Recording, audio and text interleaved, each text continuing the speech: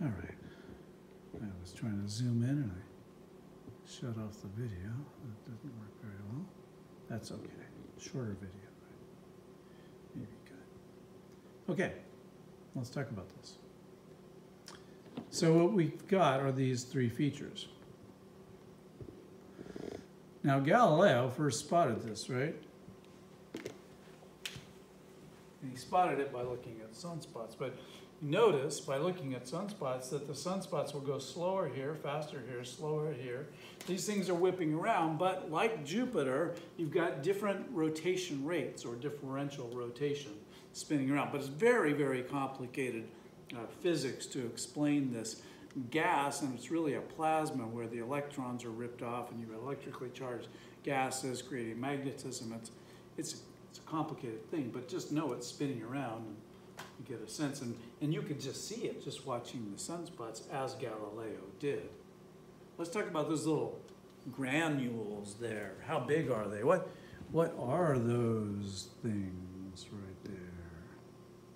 Right, what's that? And you can get on YouTube and even see them moving in time-lapse photography. Okay, so let's talk about the granules. So how big are these? Well, about the size of a state.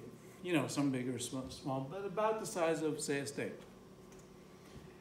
And what are they? They're convection, right? They're happening up here in this zone at the surface, kind of where the convection, so the convection is happening, and you see this. It's kind of like plate tectonics, but it's not, right? It's not, there's no solid surface. And you've got a hot, bright center, which is the hot rising gas there.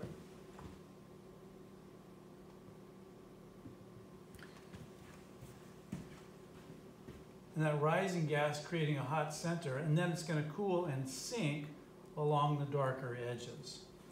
So that's why you see that convection, and it's bubbling really, and it's you can see it in motion, like this slow boiling, like looking at the surface of something boiling in a sense below. So that's what the granules are. Now that helps you understand the last feature that we're going to focus on, namely sunspots. Sunspots also in the photosphere there, and Galileo saw them first. So what are sunspots? You see these spots, I'll show them to you after we talk about it. Okay. So you get a dark spot, and these are supposed to be all little granules, but you get a big dark spot, and again, some big, some small. What are they? Galileo didn't know. He just said, I don't know, I'm just saying that you say the heavens are perfect out there, and I'm saying they're not perfect circles unblemished, like you said. Maybe they're perfect in their way, but they're not the way you're making up your stories, so maybe you should admit that these are just stories that you have. Anyway, so around 1600, Galileo saw them first. Sunspots, what are they? What are they? They're darker, so they've got to be cooler, right? They're cooler because they're not glowing as much. We said that as something gets hotter, it's going to glow more of all the frequencies it glows. It's going to be brighter, and you've had that experience. Be brighter. So it's a cooler region. Really, if you don't filter it, it's still very bright. So it's still, you know, I wouldn't put your hand in there. Oh, wait, hand in there? How big is this? Wait, these are state size. These can be as big as Earth or bigger or smaller. But they're pretty big spots, right? Big freckles. What is it? This is an interesting thing. You got to know about granules. Hot rising gas, right? We want the hot rising gas from convection coming up. But there's magnetism there in each of the little areas. And so that swirling gas, like I said, is very complicated. So just get this. Magnetism deflects the gas because it's deflected and blocked from rising. So the hot rising gas is coming up to make a bright spot, but it doesn't make it, leaving a cool spot.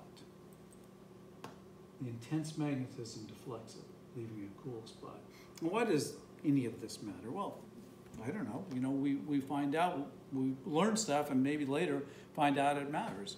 And it's tied to some of those solar flare-ups, and those solar flare-ups can knock out our satellites, right? They can knock out our energy systems. They can knock out our communication systems. People in intensive care units can die. This has happened in regions. So, of course, we have generators and backup and so on, but we've got to watch that, and we've evolved for that. So we really do have to watch out for this and watch sun and see if we can predict when things might happen and so on. So one thing that you notice is there's a lot of activity. I'll show you in just a second, but you can have a maximum number of spots. So you have a lot of spots on sun, say a maximum number. And then after a while, you'll not have very many spots at all, a minimum. It's kind of more boring to look at. And then it'll get a maximum, and then it'll get a minimum number of spots and a maximum number of spots. Interesting thing is that to go from maximum to maximum often takes about 11 years. So then you go, why? I don't know, I'm just saying that it's 11 years. We call that a sunspot cycle from maximum to maximum. Now, I won't go into this much. You could explore this if you want. So it's maybe too much information, but in that area, you might think of a magnet having a north and south pole. And so in that area, there's some magnetism. Don't overthink this. A north and south, but then after one solar sunspot cycle, the north and south flip. So I went north, south, south, north. And then after another sunspot cycle, it flips back. So that's called a solar cycle, about 22 years.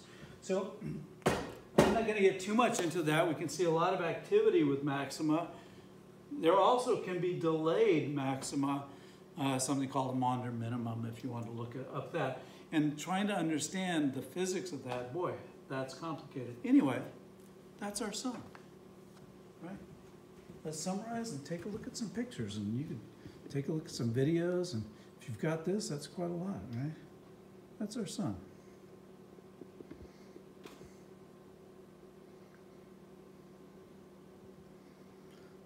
Can really cook pretty crispy chicken. That's a star up close, right?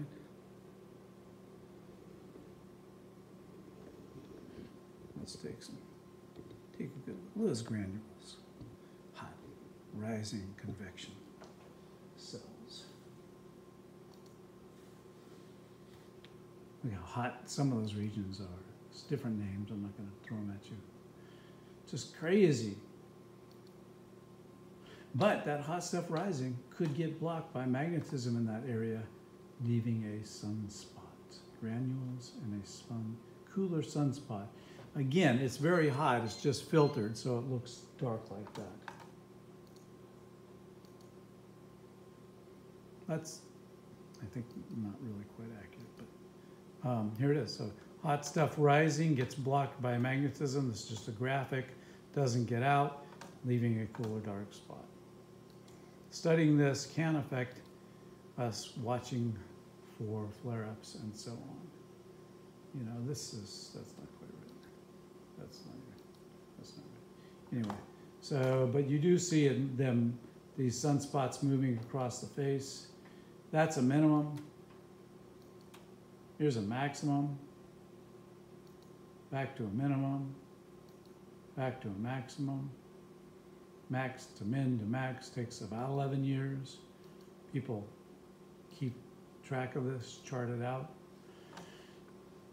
What here is a maximum around 2000, 2011, 2000 at 11 years, and you get over here to 2011. So and this was done before, this was done to here, counting how many spots. So more spots gets higher and less spots. This is the year. So they predicted a max here, but there was a delay, a minimum. It was a delay in that. And so, again, I won't go into too much. So we look at it and try to understand stars in a very deep, complicated way. You can granules and sunspots.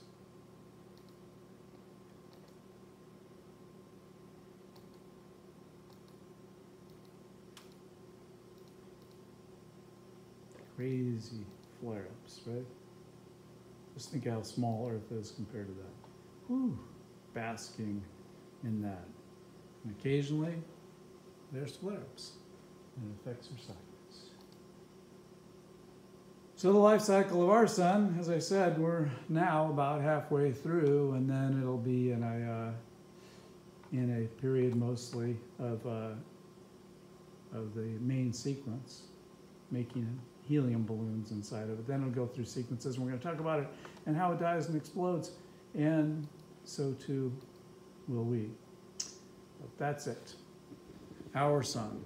So, you know, that's a star up close, some details. We're not going to get into too much deep details, but let's talk more about stars in the next couple of videos.